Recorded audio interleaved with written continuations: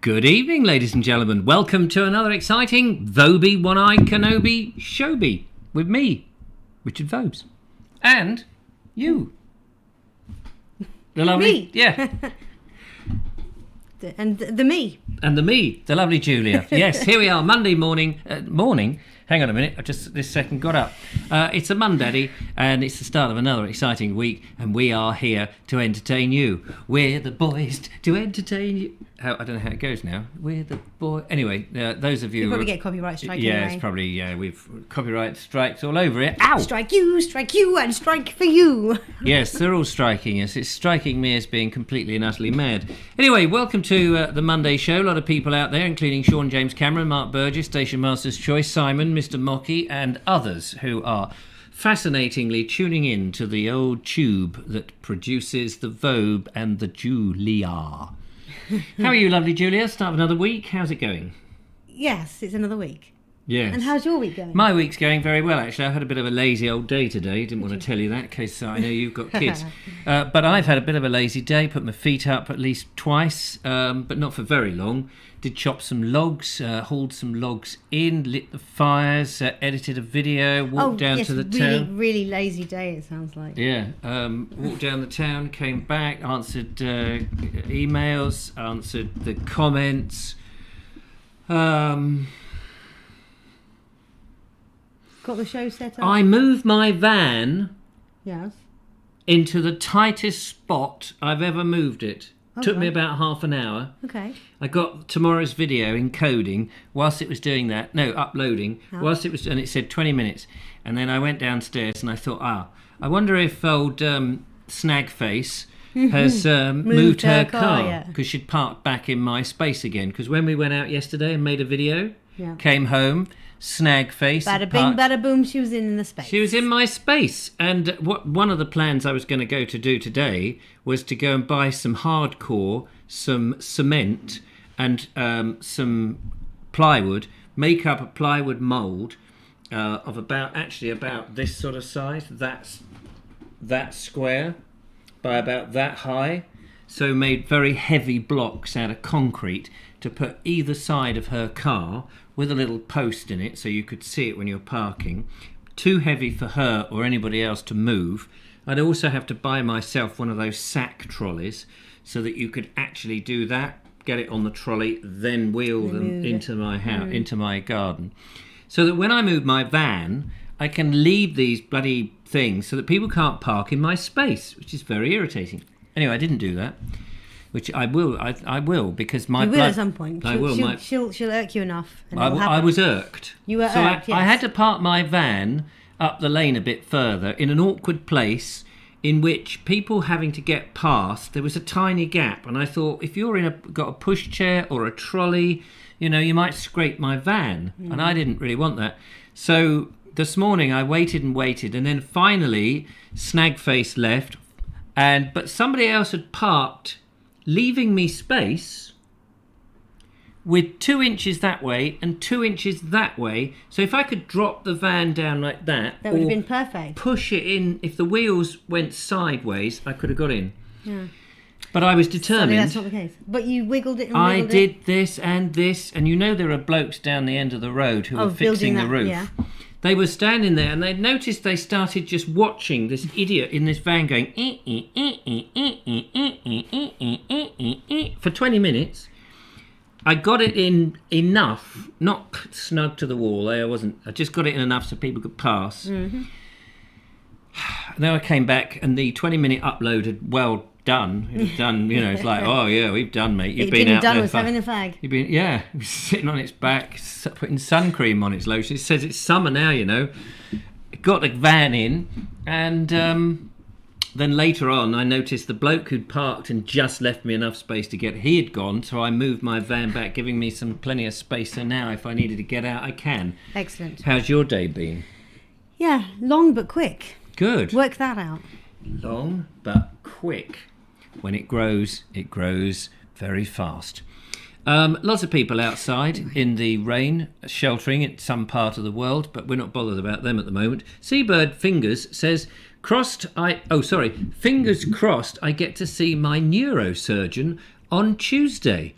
Well, good luck with that. It's always good to see that neurosurgeon, neurosofaro. Yes. I think Seabird may have mentioned it before, but can I mention? Can she mention? Can she let me mention know what? if Is I her can head mention fallen off or something? why he has a neurosurgeon on Tuesday. Oh yes, Seabird. Of course, I do know why you've got your neurosurgeon. Yep. It's a bit like my son Billy, who had an issue with his head. Yes. Bleed Ned he had, and nearly died. But we don't talk about that, otherwise I shall fall about in tears. Ed Loud says, I think you could take inspiration from the build-up to D-Day. They had inflatable tanks to fool the enemy. Inflatable van for you? Ah, an inflatable van. I wonder where you can get an inflatable... The trouble is this woman, fag face, lag face, I have... Snag face, I think you Snag were calling face, her, yes. actually. I was trying to be more polite. She doesn't give a monkey's. If I put anything there to say, please don't park, she moves it out the way and just parks. She is the most obnoxious person. I've never met such an obnoxious person. I've actually boxed her in once before and she called the police. And then the police just came about 2-3 weeks later and said, oh, please don't do that because we've got a lot of stuff to do. And I said, well, if she doesn't park there, I won't box her in. But I will box her in. But she's sneaky because she sneaks. She doesn't tell me. I'm now going to move my car, and otherwise I could have had time to move the van. But I'm, busy working away, and she just sneaks up, moves her car out. But I'll get her. Well, I mean, one time I put a whole load of logs either side of her van, but obviously they weren't heavy enough. So that's why I need great big concrete blocks to prevent her. Yeah, definitely. Well, Lord Harrison was offering to send the boys round. Lord Harrison, please do send the boys round. I'll give you the address. Don't tell them it was me. Seabird says, yes, I can say. Seabird suffered, I think it was about 6 months ago or more, a bleed on the brain, which A brain hemorrhage. Yes. A hemorrhage on the brain. My son had a brain hemorrhage. He had I forget what it was called, an AVM or something. And a vein burst in his head when he was 18. And my son Billy, it was about 10 o'clock at night, and I was just going to bed, and I just came down to get a glass of water, and there he was, standing there very awkwardly with his head in the freezer. And I said, "You're all right, Bill?" Worrisome, isn't it? I said, "I'm just going to bed." He said, "Oh, I've got this dreadful headache. It's incredible. I've never had a headache like it." And I thought, "Oh, hello. He's probably got some sort of fevery thing." So I said, better take a couple of aspirins and go to bed. Well, if he'd taken that advice, he would have been dead. Fortunately, as he was standing there, he started to sweat profusely. He then went over to the kitchen sink, vomited, and I thought, hello, that doesn't look right. So I was thinking, but if he's only got a fever and he's just vomiting, do I take him to accident and emergency? Because after all, I want to go to bed. So I said, we better just sit down and I'll ring up 111, the National Health Advisory thing. I rang up them and they said, oh yeah, no, it sounds like he's got some sort of fevery thing. Put him to bed with a couple of aspirins.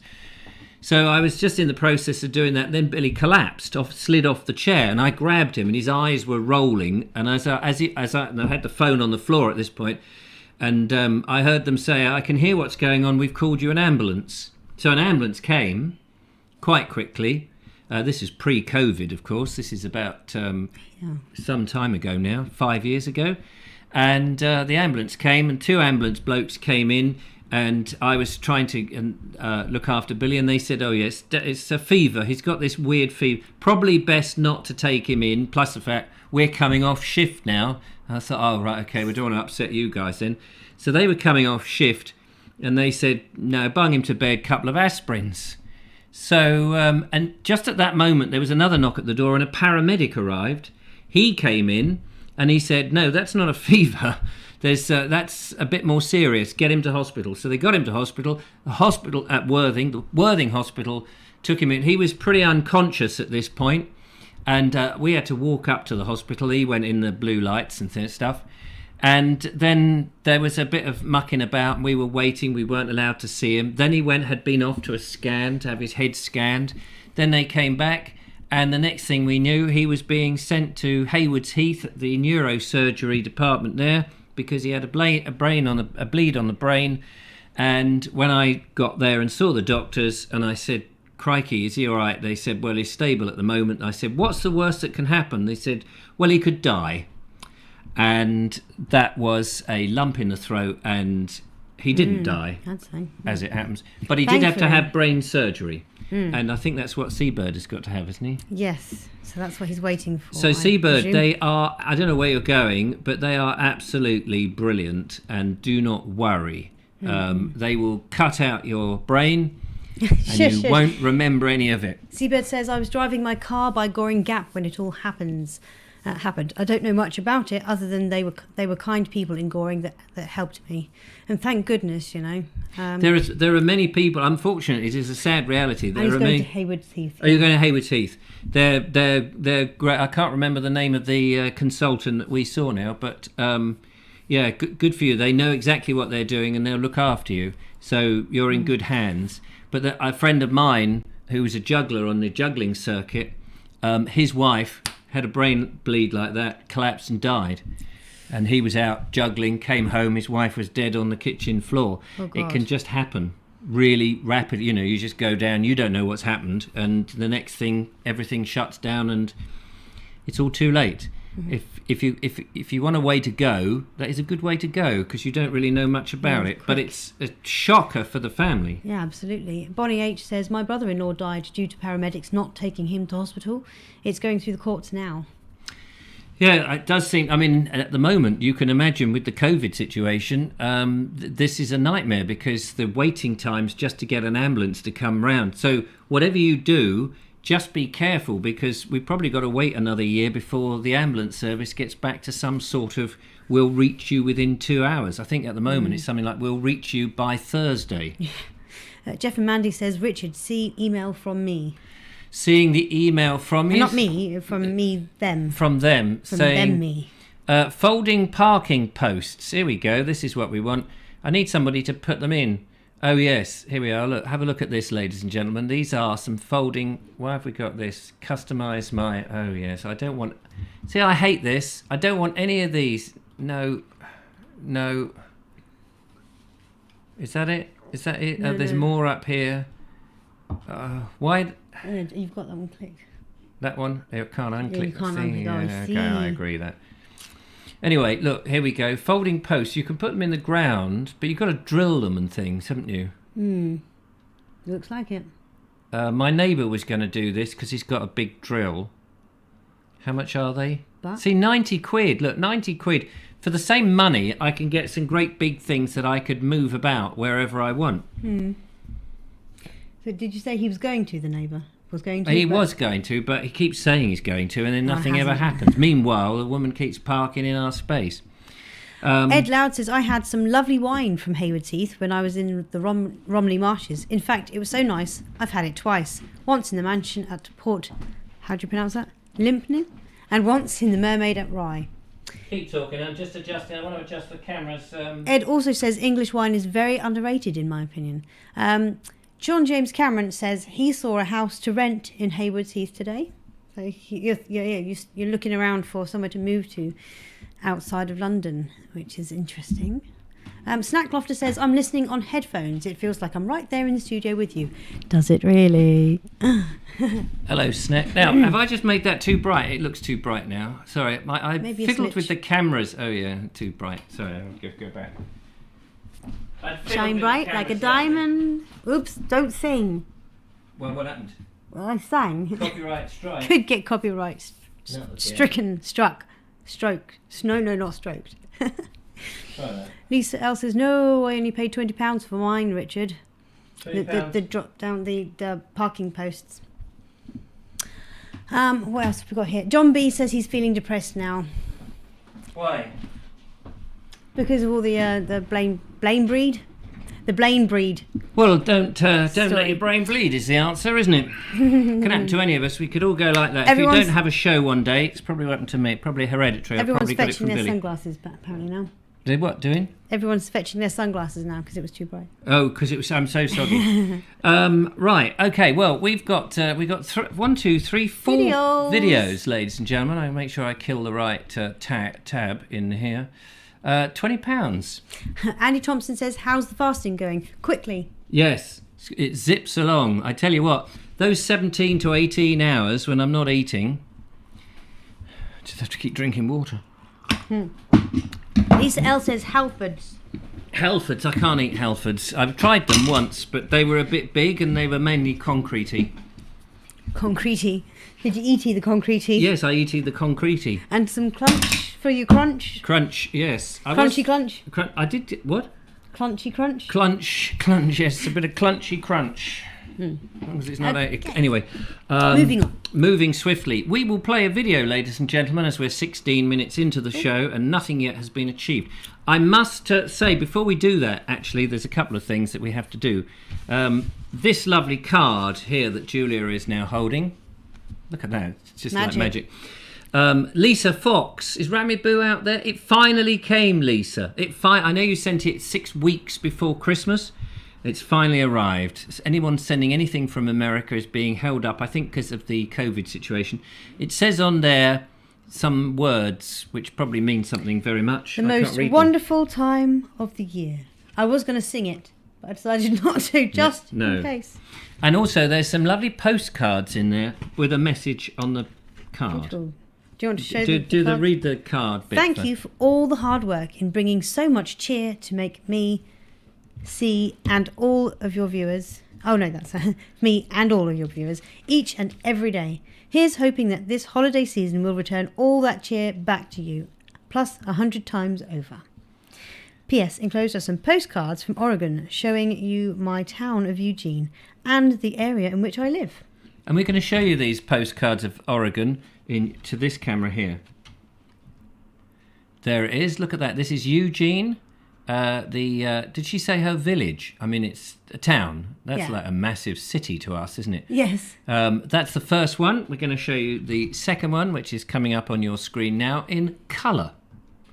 And there it is, a little map of Oregon showing exactly where all the seagulls can be found and ships. If they veer from that, you have permission to have them exterminated by gay Daleks. What? Gay Daleks. Show the photo. There's a postcard of a beach Beautiful. with the tide coming in, or is it going out? Who knows? Misty and lovely. Oregon coast. Gorgeous. And this is the Silver Falls. Silver Falls. There we are. The falls that are silver in colour and colourful and silver. Gorgeous. Ta-da! And finally, Oregon's lighthouse next to some river and a mountain. And is that photoshopped? It must be. I don't know. Anyway, enough. Yes. Now, Christmas, thank you for the Christmas card, because that leads us very well in, because I'm hoping that Oscar is watching. He's about to go to bed any second, but we've left this almost 20 minutes into the show. I'm going to show you a video. You may remember that on the show, I sent something, actually it was sent to the studio here to me, and I thought, what a wonderful gift this would be to pass on, and I asked the person who sent it to me if I could pass it on to Station Master Choice's grandson, and I did, and it arrived on Boxing Day, but Boxing Day came and there was a lot of illnesses going around in the Station Master's house. Unfortunately, I think the train had some virus or something. So once they'd cleaned the tracks and got the windows so that you could actually open them and your head didn't get lopped off by a passing train, Oscar came round and was given a lovely present. And here he is opening it. I think you'll find this quite charming.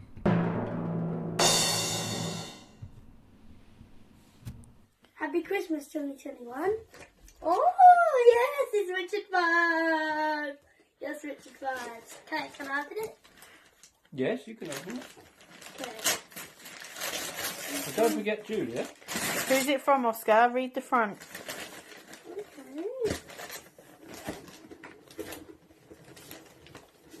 Okay. Merry Christmas, Oscar. Who's this one? From Julia. Richard and Julia. Richard and Julia.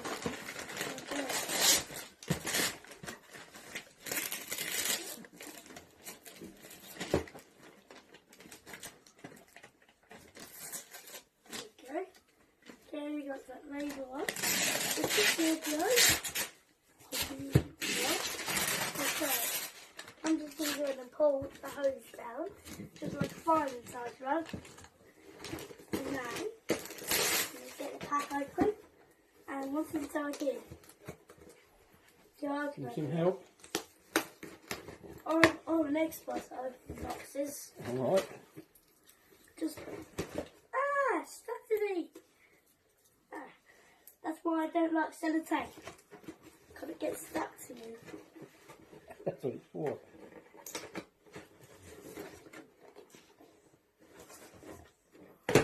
Okay.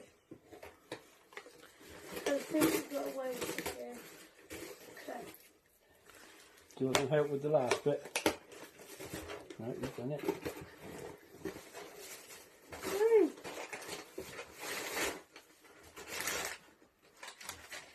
A bloody police officer. What they sent you? A bloody police officer. Even though Richard does not like Blippi. So what do you say? What do you say to him then? Thank you, Richard Vibes, and thank you, Julia. I really appreciate it. Merry Christmas to Happy Boxing Day to both of you. Oh, adorable. How about that, ladies and gentlemen? Doesn't that make the cockles of your heart go all squirmy wormy? You're very welcome, Oscar. Absolutely. Absolutely. And I hope you've enjoyed playing with it since that wonderful video has been made. And thanks to Bernie for sending that in. How lovely is that? Fantastic. There we are. The Vobes Show has touched people. Apparently he's over the moon for being on the show. Oh, bless. So, yeah, well done, Oscar. Now it's, of course, it's school tomorrow, so time to bed. Sorry about that. But night, sleep tight. Make sure the Tirana don't bite your nose off. You know what they like. They bite the noses. So make sure they don't do that. Have sweet dreams and dream about Blippy the policeman. Poor little chap. Anyway, there he is. He's off to bed. Bye. Marvellous. So there we are. That's the good deed of the year done. Although that was last year, so I need to find another good deed this year. We've got 360 something days. Few days to do it, haven't we? Anyway, there we are. Joanna Jones, what a lovely chap. Ron Langley says, thanks, Bernie and Oscar. And Anna Jones says, very polite, asking if he can open his prezi. Very cute. Were your kids polite when they opened their prezzies? Not so much. Whose Well, kids are? Joe could be forgiven. He's only 2. Yeah, he doesn't know what it's all about. He wanted to open everybody else's, you said. No? Last year it was difficult to get, to not let him open everyone's, but Because he did not have a but clue. this year he understood, that those were his presents, and he took his time actually. He opened one and then he played with it for a good 10 minutes or so. Yeah. Before do you want to open another one? Yeah. No, I've got something. What are you talking? I remember Stanley when he was, he must have been about 3 or 4, and he's now 30 something, and he had his stocking, which was a pillowcase, and we bunged a whole load of naff things in there for him, and he was taking them out, and he was so excited, and I have got this on video somewhere, and he goes, too many. There was too many. He was just overwhelmed with the presents that were coming out of the bag. Years later, it was like, yeah, that's great. Yeah, whatever. What's this? A bread making machine? No, we don't need one of them. All right. By the way, my son Billy, he's already made 2 loaves on his bread making machine. Nice. And he's only 4. So he offered to make you one, didn't he? He did offer to. He offered Until to. you had to point out, actually. I said, I'm on a wheat-free month. I can't do it. He said, I can bring you a slice round. I said, no. I'll come over in a month at the end of January, and you can make me a loaf, and I'll have a slice. It would be lovely. But he was so proud with his bread making machine, and I was so pleased. Not heard a thing from Stanley, but never mind. So that's that. Fantastic. I'm so pleased that went well. We have, talking of presents, we have another present. Now, you may remember, yes. we had a ferret on the show last week. Which is upstaging me. Which apparently is Where is upstaging. he? Where is it? It's in the there it is, deepest, on my shoulder. Yeah, it's in the deepest, darkest background there. No. From Anita and Laura from Holly & Co. Right. And they were so kind sending that in. And also there was a little bag here on our special, what's the name bit? Hang on, I've got to get the camera up. Bing. Ta-da. Now, what's in the bag, Julia? What's in the bag? I've got to undo this first. So that's very nice. People are so kind on this show. They send us all sorts of very lovely items. I need to have a cuddle of that ferret. Instead of sending hundreds of thousands of pounds, which would be useful. They send these rather beautiful items. Ooh. What do we think is in there? No. It's not, smells nice though. Ooh. It smells like joss sticks. Do you like, Ooh, lovely. oh, what's that? An elf stone pendant. Oh, an elf stone. So it says. Do you get? Is it from the national elf? Polished rocks of the Salish Sea. What's that? The Spanish Sea. Salish. Salish. Oh, from the Salish Sea. Salish. Yeah, that's a sea you can sail in, obviously. Made in Canada. Ah. Maybe it's in Canada. Canada. I like to say. Oh my gosh. Ah, how beautiful is that? And your very own horse. Oh, it's so lovely. There we go. What about that? I think Julia is now madly in love. Ah. Oh, he's my little horse. Ah. She's gone now. Marvellous. We'll leave her with her little pony. My little pony. Thank you ever so much. It's lovely. Yeah, thanks Really Anita and lovely. Laura. That's so kind of you. And a lovely little elf stone, whatever that means. Yeah. Yeah, brilliant. How wonderful. National Elf Service, LOL, says John B. Yeah, it was definitely dad joke, wasn't it? Brilliant stuff. I just need to tell you that we're doing an extra show tomorrow, if you're Not interested. we, but you. I'm doing an extra show. We, the Vobes Show, the producers of the Vobes Show, they've had a big meeting. We're doing an extra show tomorrow if you want to come around, because Dan Osborne from Phoenix History, a YouTuber, I did a video with him at Harrison Rocks in East Sussex near Tunbridge Wells and Groombridge, that sort of neck of the woods, you may recall. He is coming in the show and sitting exactly where the lovely Julia is sitting now, unless he punches my lights out and then decides to sit here. So we're very much looking forward to that. I hope you're going to make him welcome. He's never done this show before.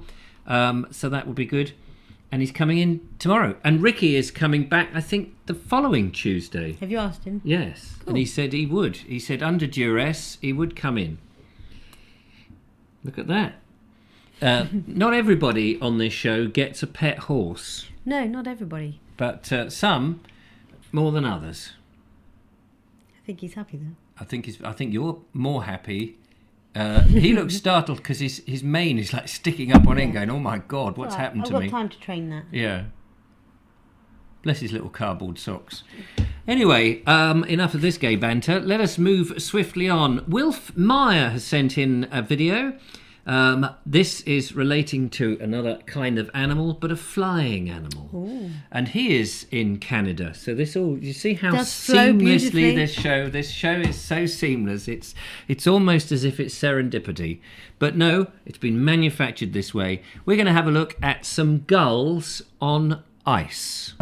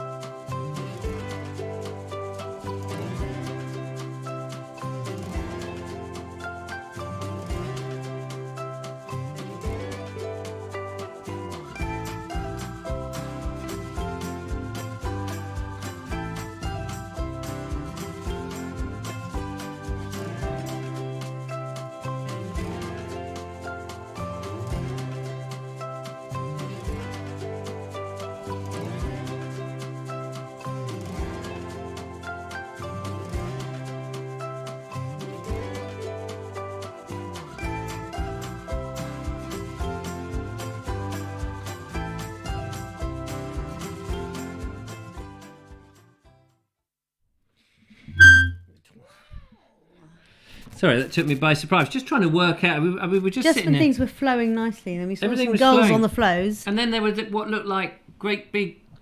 They were upright thought- poles, were they? Poles. What was that? Hang on a minute. I've just got to go and... I thought we were looking at like concrete panelling as such. Was that what it... I couldn't quite work out what that was. It was so fascinating, so relaxing. Hang on a second. I'm just going to... Try and catch it. This. What are those in the background there, Wilf? That's what I'm confused by. What is that? We don't get a long shot to sort of... at first I thought it was a mirror. These. Yeah. Because those are... Are they poles? Or is that... No, I thought those that's are- a those whole are- screen. I think... Well, I don't know, but I thought those were gaps between like concrete Oh. things. And then those tide marks and stuff on there. Yeah, but what... This I is know, it cloud, does look- is it? Up in the... You No. can't see my... It looks like great big mirrors. Parking posts. Oh, I see. No, he's joking. Parking posts, because we were talking about parking posts earlier. I can't work out what that is. It looks like great slabs of mirrors that is in the middle of the... But enormous, like hundreds of feet long. Is it me? Tide mark on a concrete wall, says Lord Geoffrey Harrison. Is that a concrete wall? Yeah, that's what I'm trying to say. Is that not the hills in the background? No, those are tide marks. They're watermarks. Isn't it? It's deceptive, isn't it? Just gaps. Oh, just gaps, okay. Concrete segments, says Dave. Is Wilf Yeah. out there? Wilf would know because he filmed it. Yeah. Anyway, I'm confused. I don't know what it was. If it was an Icelandic pony, you might end up with a frozen shoulder. Yeah. Ah, very good. Who said that? Michael White. There we are. He knows a thing or two about things like that. I don't know why I would know that. I just made that up. Anyway, there we are. Why not? Yeah, why not? It's all good stuff. Concrete segments, says Station but it looked like it was, I guess because of that, it looked like distant hills. Wilf Meyer said at Vobes, concrete wall. A concrete wall, and they were tide marks on the wall. Yeah. You see, it looked to me like we were looking into the great I long could- distance, and there were the ancient hills. With and you then described, where you described it, Yeah. before while we were watching the video, Yeah. I could see what you meant, but I could also see what I could see, that it's right. concrete wall. You've got to understand, I've only got one eye. I know, I understand you've got one eye. And I've only got one brain. And sometimes, I wish I had two brains and four eyes. I think if you had Optical a brain, illusion. you'd be dangerous. Yes, that's very true. I usually only say that about myself. Ian McCagan says optical protrusions. Absolutely, that all makes sense. Yeah, thanks very much, Wilf. Anyway, that was lovely. Jinx. Chonks, Jonks. chonks. Three men in the Bronx. Jinx, chonks. Three men in the Bronx. You never heard of that? How's the COVID going? I thought I put it on the other shoulder. It's on that shoulder. Yeah, no, I thought I put it on the other shoulder because where's the ferret? The ferret's behind. Which? Have you moved the ferret? I haven't touched the There. ferret. What do you think I'm doing? Look, we're in the middle of a show. There's people sitting there eating their popcorn and everything. 141 odd people. It's the product of a furtive imagination. Yes, you're telling me. Rose Brooker says, beautiful. Is it the Fraser River? That's a question for people who have knowledge. And you're not looking at any on the screen at the moment. Julia, I'll the have pony... you know I resemble that remark. Yes, I'm sure you do. If you would like to give us a call, you can. Sorry, I didn't put the telephone number up on the screen. That's because I was changing this to do something else. Hang on a minute. I've got to find... Where the hell is it? Are we back in the studio thing? Back in the Vobes Show. Back in the day. Back in the day, I used to know how this show used to work. Now, what's the matter? Ah, Vobes, you have arrived. Our Vobes. That's me. Our Vobes. Yeah, Not our whites. Lemonade. Don't sing it, don't sing it, don't sing it. Copyright strike. 0793 4746790 is the telephone number. Without looking at the screen, what is the telephone number? 0793 46 blah blah blah blah 4746790. Yeah, that's it. Obviously. Julia doesn't matter says what? It doesn't It matter. doesn't matter. It doesn't What doesn't matter. matter? I don't know what are they on about.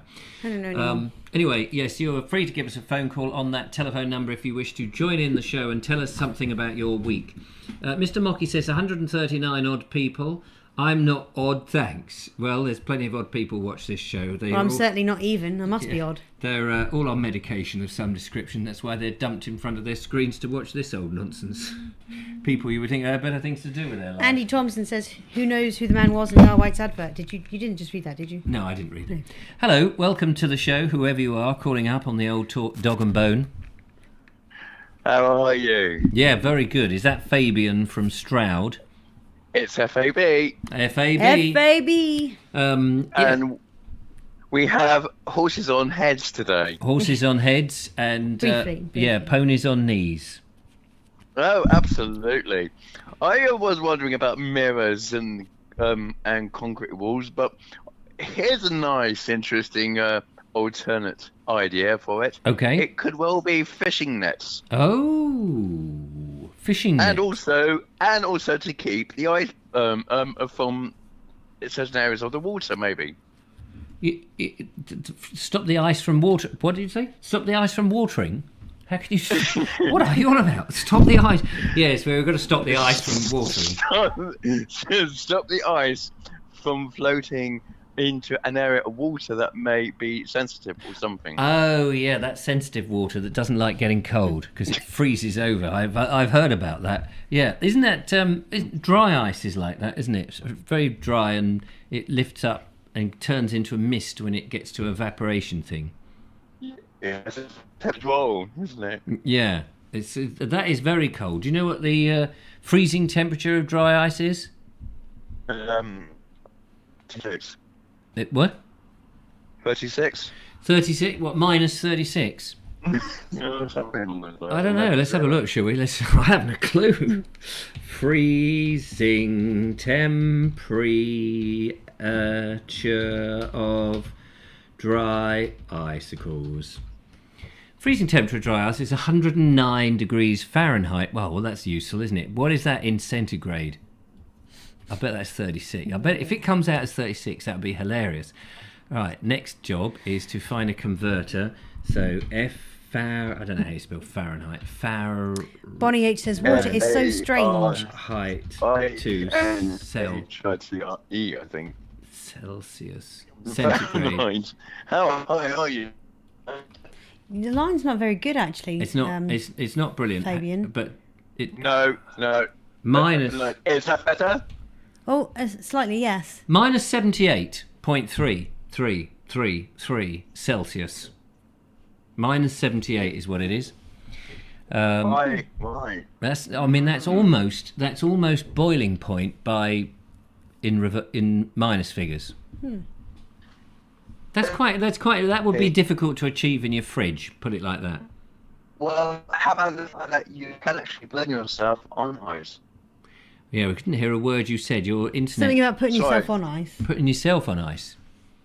No, you could burn yourself on ice. Oh, you can burn Oh yourself yeah, on you ice. can, Yes, can't you? You can burn because it has the same effect as fire on the skin. It's called frostburn or something like Yeah, something like that. Yes, something along those lines. Sorry about this. Sorry about the. It's just a bit weird You've at this moment. that. Turned yourself into an android, haven't Yeah, we you? can't. That's what it is. At the moment, we can't hear a word you're saying. Well, we can hear it, but it is sort of Daleked Yeah. up. Are you downloading Yes. something at the same time? No, I'm not. It's just my signal is a bit bad at the time. Is that the Stroud signal? The head office at Stroud? Is somebody else using the internet?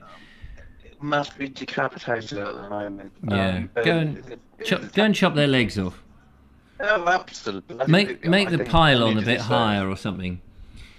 Well, and to aspire to new heights, I say. yes. There we are. Yes. Well, we'll try it again later on, if that's all right, Fabian. Yep, absolutely. Brilliant. Look after yourself, and thank you very much for the call. Will do. I can't even turn this phone off now. Ta-ta, bye. Teddy bye. There we are. That's Fabian disappeared into, a Dalek ether, I think.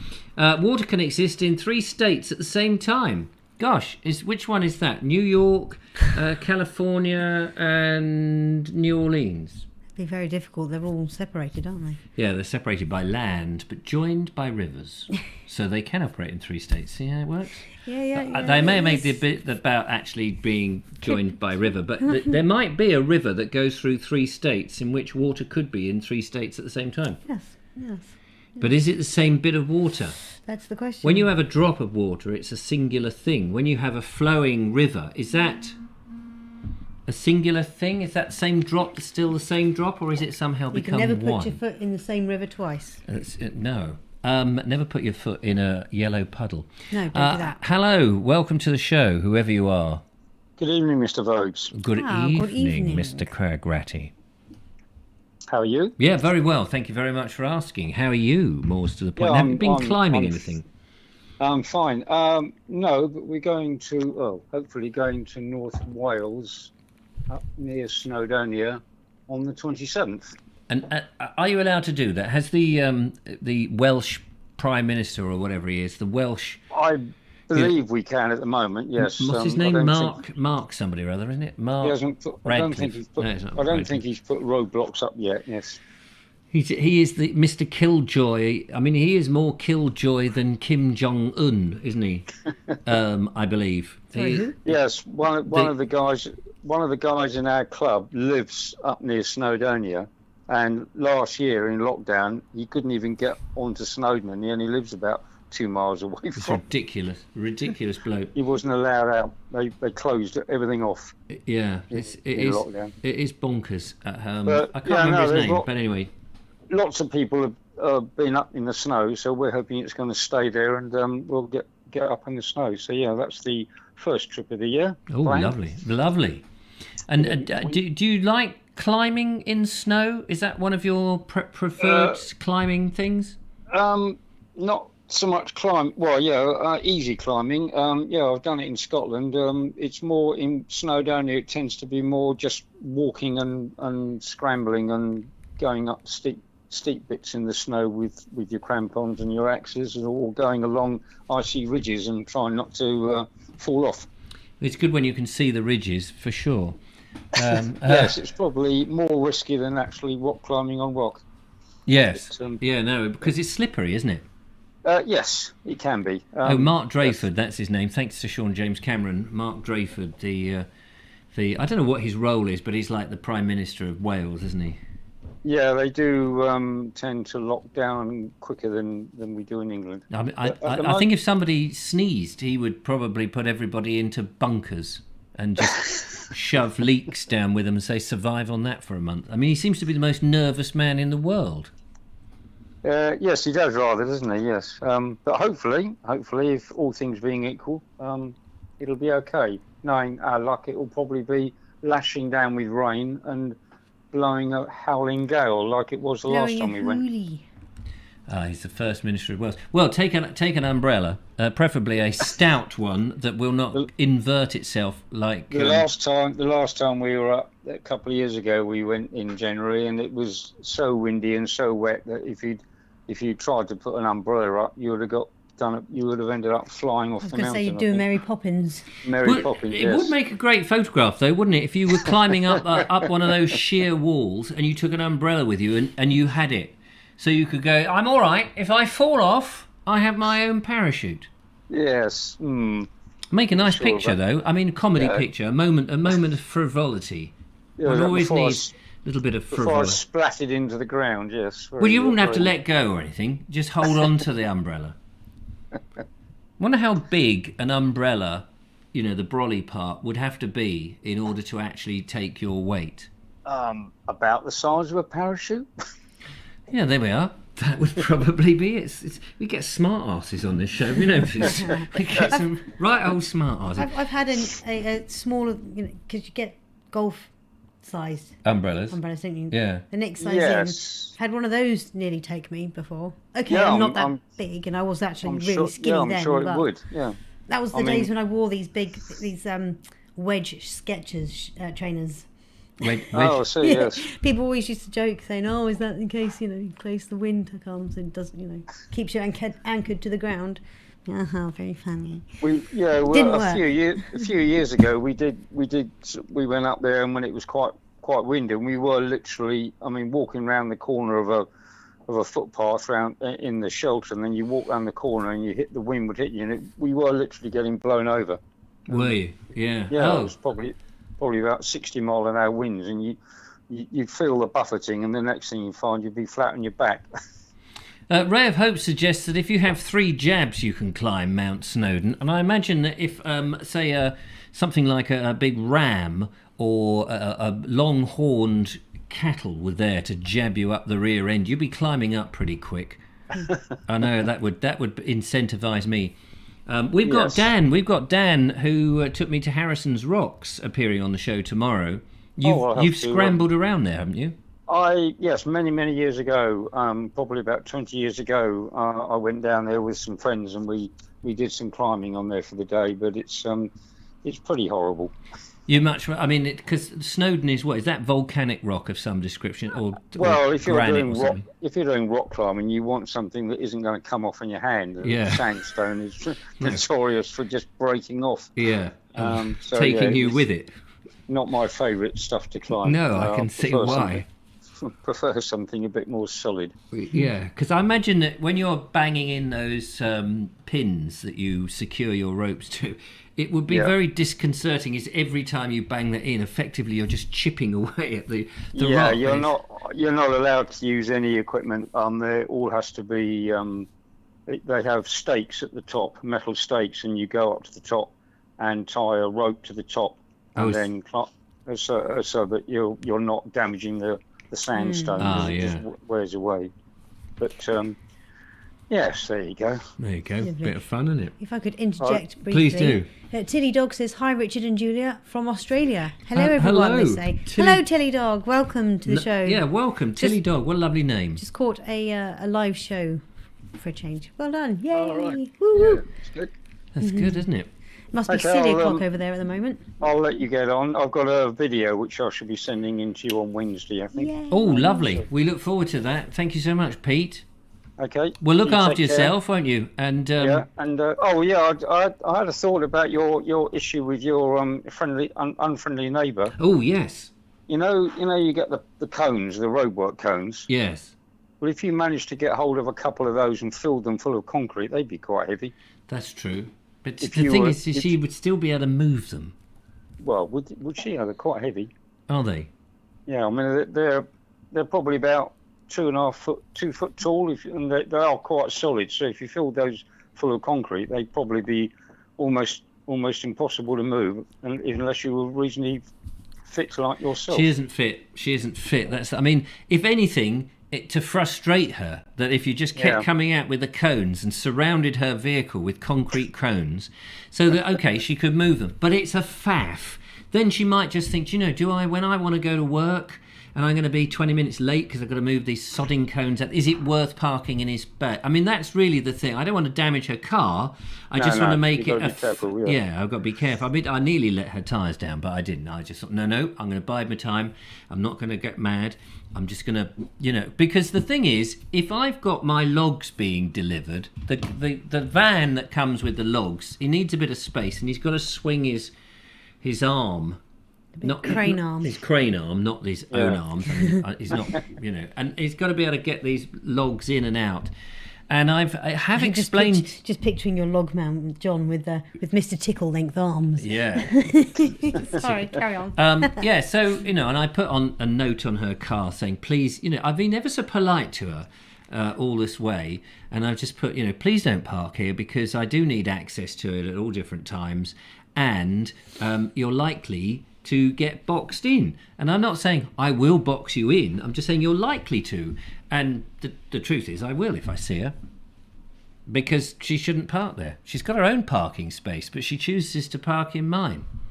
Anyway, this is another story. Thank you very much, Colonel Craig Ratty. We look forward to your video on Wednesday. Okay. Look after yourself. Yeah, and you. Love Take to care, the wife. both of you. Bye for now. Yep. Bye. Bye. There we are. That's I think it's time for a video, don't you? Video time! Right, how do you fancy a trip down to Dorset? Oh, that'd be lovely. Now, I went to Dorset a couple of years ago with, what's his name, who does his own YouTube channel. His name I can't remember, but not to worry. Which one? Which one what? Oh, there's a few. Yeah, and anyway, the thing is, Andrew Norris went over there, fairly recently, when he was last in the UK, which was, only not so long ago, a few weeks ago, just before Christmas, I think. And he went in search of the Dorset Gap. or the Dorsetshire Gap. Vobes, shut your trap and play the video. He'll explain all. I'm in deepest, darkest Dorset, and it's a very windy day. So I'm recording this sunk in a little hollow on a little road, and I'm heading towards a very special place. And last time I was here, it must have been 35, 40 years ago, maybe 35 years ago. And it is a meeting of 5 ancient pathways, 5 drovers' roads, and it has the name Dorsetshire Gap. And this landmark and the walk to Dorsetshire Gap appears in the novel Tess of the D'Urberville by Thomas Hardy, and it was the route that she took to reach the house, the family of D'Urbervilles. And there is a particular feature I find really touching, and at this junction of the 5 ways there is a box, and in the box is a tin, and in the tin are notebooks, and you open up a notebook and you sign your name. You acknowledge your presence in that space, in that environment. And I haven't done that for such a long time, but I remember last time there was a whole bundle of notebooks that you could look at and read people's names and acknowledge their presence, that they'd made the journey to Dorsetshire Gap. So I'm going to try and make that journey again. But when I get there, if the box exists and the tin exists and the notebooks exist, I'll write my name. I just found the road sign directing me in the right direction, so I remembered well.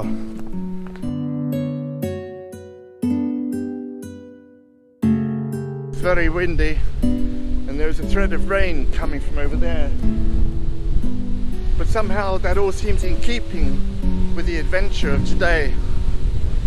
I'm sure Tess didn't have a nice sunny day when she walked to find her family, and it somehow seems appropriate that I'm being a little bit challenged by the strong wind and the thread of rain. I must admit, this is really a landscape full of drama. We have a signpost up here, and I think this is the right way. Okay, right away, Dorset Gap. If I'm correct, as I understand it, Tess took the path along the ridge of the hill down into the cleft where all the pathways meet, and I'm about to take this one and hopefully join up with all the others.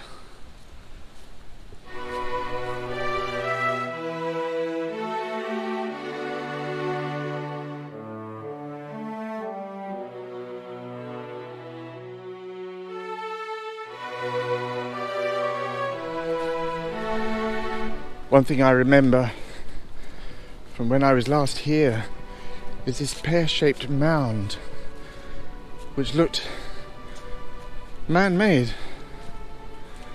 Here we go, Dorset Gap. And it seemed such a strange anomaly to find here. But perhaps it has been shaped at least over time by human intervention. And when I painted it, it was such a strong feature that it seemed entirely unnatural.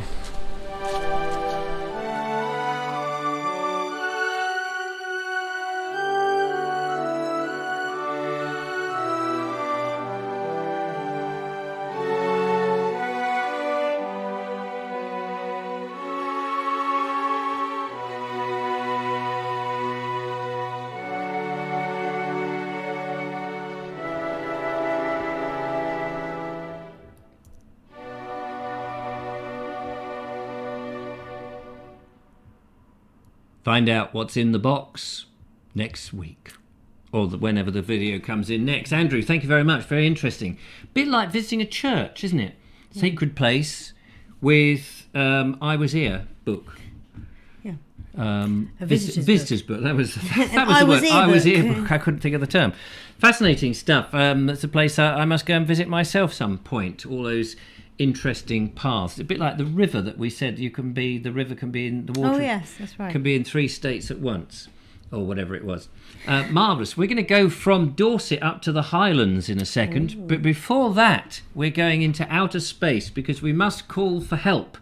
I wonder if International Rescue is out there to assist us. You never know. Julia's been rummaging. And what have you found? Finally Julia? found the other one. I knew we had another one of these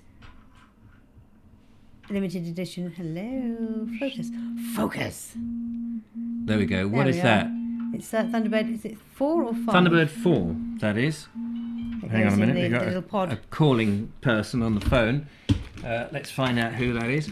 Oh. Hello, caller on the phone. We're just destroying the studio here. One moment, please.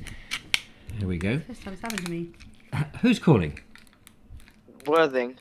Worthing. Marvellous. is calling. Hello, Worthing. Whole How of are you? Worthing. Marvellous. That was Oh, Worthing. That's great. okay. Thanks for that. Good old Worthing. So, Worthing calling there. Thunderbird 4 here. Now, just tell us a bit more about this. These are specialist items. They were a limited edition pack of 5, I think. I showed 2 of them a couple of weeks ago. And this is the third one. I don't think I've got any more of them, but it's gone out of focus again. But it's funky, isn't it? What, 93, I think it is, says in here. Because it should be yellow, really, shouldn't it? Thunderbird Yeah, it should be. 4 is yellow. 1992 they were released. But there you go, limited Thunderbird edition. 4. Thunderbird 4. 4. What did I say? Thunderbird 3. You said 4, but I thought 5. I don't know why. 5 is the space station. Oh yeah, of course it is. With, 4 is the thing that comes out with, the pod that Thunderbird 2 drops. Thunderbird 3 is the rocket up to the space station or to save the sun from falling out of the sky. Or other episodes are available. And what was the thing with the big ploddy thing? The side winder or something? Can't remember. Anyway, have we got another Worthing call? We haven't got time for that. Sorry about that. No. We've got to go to the Highlands. We're having a bit of a Highland fling. No, we're not. We're catching a train. This is Lynn B, who sent in another of her marvellous videos. Remember last time Lynn was there with the parachuters heading off into outer space? This time she's taking a train on the Harry Potter train, I believe, which I think is called Jacobite. Up there on I forget the valley that it goes over, the viaduct. It's a lovely viaduct. Let's find out from Lynn's video.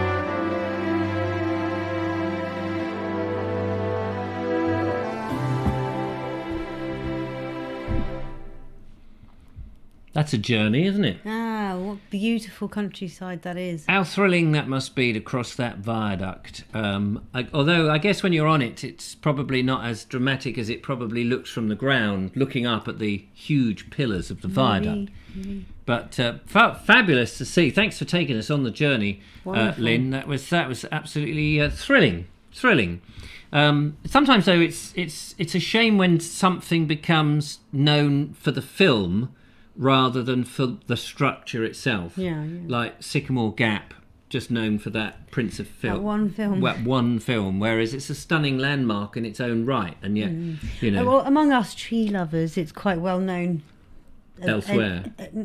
As well, but for example, for me personally, I first saw it in that film, but when I finally saw someone posting a photo of it in the Ancient Sacred Trees of Britain group on Facebook, and I was like, oh my gosh, and finally I knew where it was, so I could go and visit it myself. And you did. And we did. And you did. Eventually. Yay. Absolutely. But I suppose what I mean is it's like, something becomes just famous because of a film. Yeah, no, I know what you mean. What you mean. And then, if you're not a fan of that film, it sort of taints it a little bit.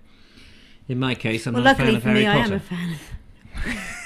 Anyway, ladies and gentlemen, there we are. Unfortunately, we've drawn the show to a close. Doing an extra show tomorrow. Nay, we haven't. Nay, lad. we have Dan Osborne coming in from Phoenix History to tell us all about what he's up to and enjoy that. So I hope you'll join us at 8 o'clock tomorrow. Meanwhile, big thank you to Wilf Meyer for the Gulls on Ice, Andrew Norris for his walk in Dorset, Bernie for the present opening ceremony with little Oscar, That was lovely. and Lynn B for taking us on into the Highlands on the Jacobite train featured in a film for children.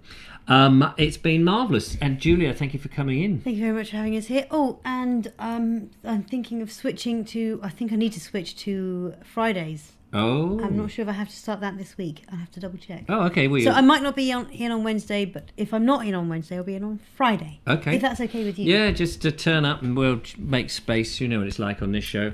Thanks to Judith out there making sure everyone's behaving themselves. And it's lovely to see Linda Kane whipping her chains and whips and all the leather again. Fantastic. Look after yourselves, ladies and gentlemen. Thank you for joining us this evening. It's been a good roller coaster of fun. Lots of different things to look at and see. And right rodeo. Ed Loud, we'll talk to you hopefully in the week on The Blower. Sorry to have cut you off, but we'll catch up with you soon. And thanks for our lovely presents. Yes, ever so delighted. But we must go. Arrivederci and ta-ta! Ta-ta!